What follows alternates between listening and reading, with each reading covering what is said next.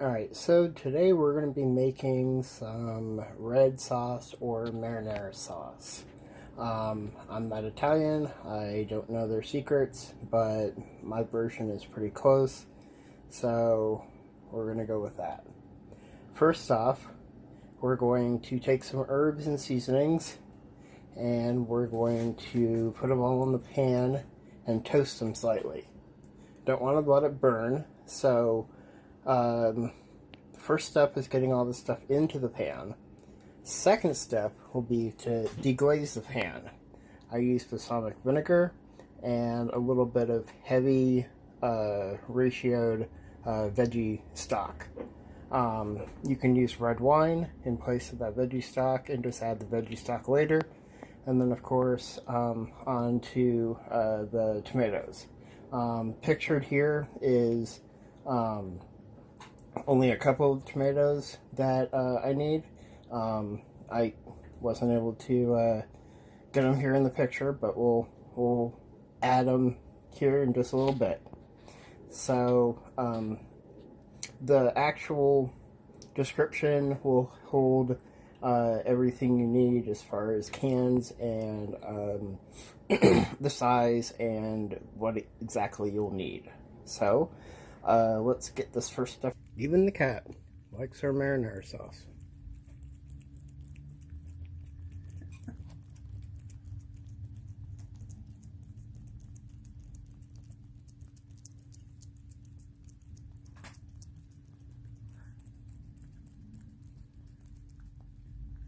Alright, so first things first, a little bit of olive oil in the bottom of the pan. It's kind of enough to nice, even little layer down there. I am, in fact, filming this all by myself, so if you see some shaky camera or some interesting shots, that's exactly what's going on. Next up, trio. Put a liberal amount in there. After all, trio is just your base, your body, and then, of course, it's got the coriander and the paprika in it as well. And all of that stuff is very good in this particular recipe. Next up is basil. Put a lot of basil in here.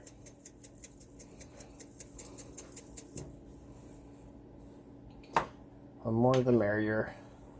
Again, amounts will be in the description. Oregano is next.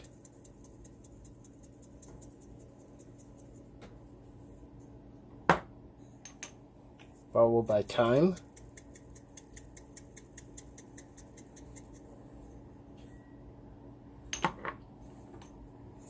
Follow that up with marjoram.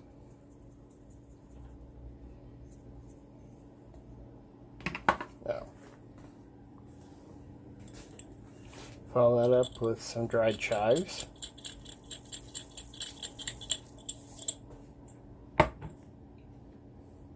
My rosemary is a little bit too big to go on here, so I've got a little mortar and pestle. And I am going to crush it up off camera, and once it's done I will throw it on in, and of course grind in some fresh pepper. If you don't have fresh pepper, you can go ahead and use regular. Throw in some salt, and then we'll turn it on to medium. Give it a good stir. Get all that oil, actually before you turn it on, give it a good stir. Get all that oil mixed in there with the seasonings and the herbs, and then turn it on to medium, and I will be back when we've done that. Alright, so we have our herbs and spices all mixed with the olive oil. What we want to do there is make sure that they are coated with the olive oil as much as you can. It doesn't need to be swimming, it just needs to be at least kind of off the pan and not sticking. So, we're going to turn it to medium, and we want to make sure that this part is done, and before we even turn on that flame, we want to make sure that our balsamic vinegar cap off, ready to go, and our veggie base is put into our water so that we can make heavy stock, and the stock is 2 teaspoons of base and 1 cup of water. Don't worry about that second cup. Once we rinse out our tomatoes cans, we'll definitely have that second cup with that water. So let's get this sucker going. I will be back when it actually starts to sound like it's cooking. Alright, so we're not hearing it yet, but we're smelling it. And we're smelling that yummy smell of basil and oregano and thyme and all that good stuff together. Of course, the garlic. So once we start to smell it, and then we want to stir it as much as we can, all the time. Do not let this stuff sit. It will burn very, very quickly. That's why we're at medium heat and not high heat. And that's also, may take a little longer, but at least we're not going to burn it. What we're wanting to do here is basically add some toast to the ingredients and really bring out that flavor. Now, I'm using dry spices and dry herbs, and that's why I'm doing this step. If you're using fresh herbs, fresh garlic, fresh onion, all that stuff, you don't have to do this step. But I cook with dry just because it's easier and it lasts longer. And during the winter time, it's a little harder to get fresh basil. So I am going to let this cook for just a little bit more, and I will be back on camera when we are ready to deglaze. Alright, that did not take very long. It was literally 30 seconds I was off camera. What we're going for here is smell, and the smell is, you want it to start to kind of caramelize a little bit, but not so much that you actually smell it to start to burn. If it starts to burn, then you've gone too far. You gotta stop and do this part over again. Otherwise, your sauce will taste very bad. So, what we're gonna do, we're gonna turn off the heat, and we're gonna deglaze our pan. Start off with balsamic vinegar, and we want that sizzle. That's exactly what we want. That's called deglazing the pan. We're taking all of those flavors that are on the bottom, and we are bringing them up to the surface so that we can utilize them. And then we're going to take our heavy veggie stock. We're going to add it too. Now, we want to stir up this as much as we can. Get those big old clumps of herbs and seasonings back to their individual size. And remember, the heat's off here. So we're not adding any more heat, we're not burning anything. And next step from here is adding in our cans of tomatoes. Now, since I'm doing this by myself, I'm going to have to add those cans in off camera, but we will meet again when everything's in there. Alright, so I did want to mention that I have a little tip for opening up cans here. Cut all the way around the entire can except for a tiny little bit, and then take a church key, come up underneath the lid, and lift the lid. That way, that lid is not touching your product, and there's a very small amount that's still, left on that can, and all you gotta do is pull it, twist it, and you're good. So, I'm gonna finish this out, and I'll be back when everything's in.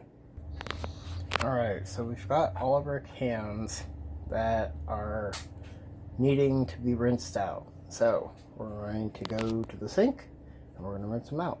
Start off with just a trickle of water. Hold on.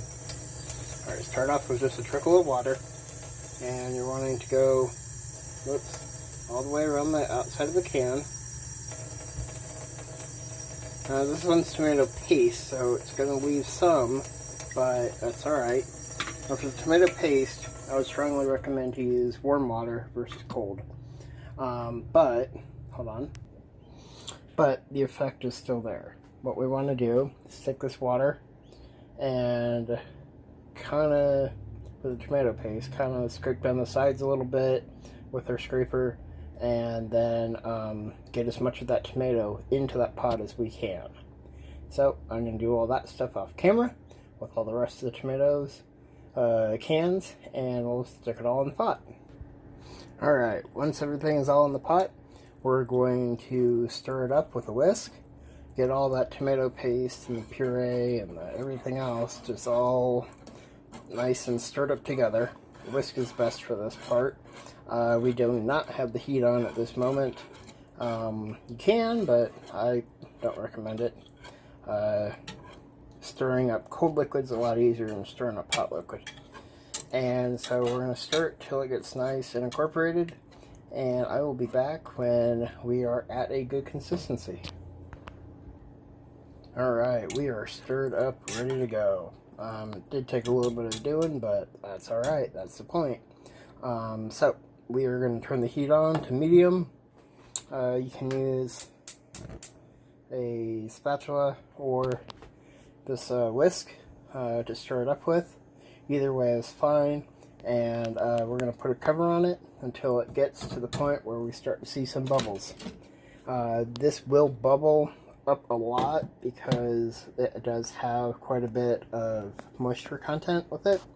It does not necessarily mean it's all boiling yet, but at the very least we'll get it going here, and I will be back when we're to that stage. Alright, we are to the stage of